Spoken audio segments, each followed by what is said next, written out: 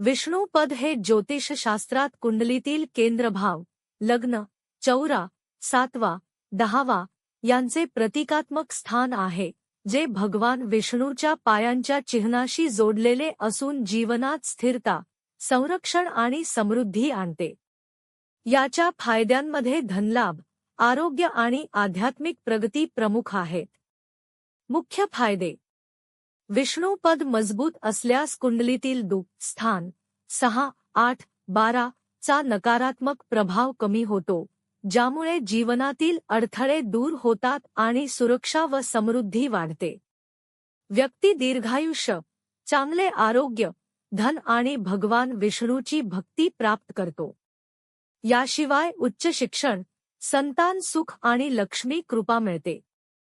ज्योतिषीय प्रभाव.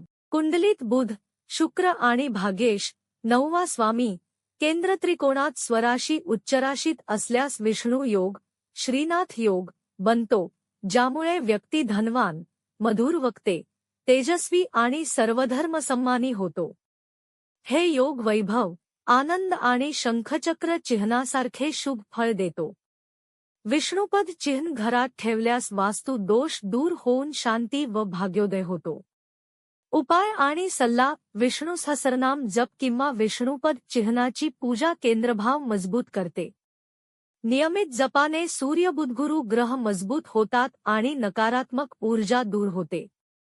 कुंडली विश्लेषणानुसार ज्योतिषीचा सल्ला घ्या. ज्योतिष विशारद विद्या उपाध्ये पाटील.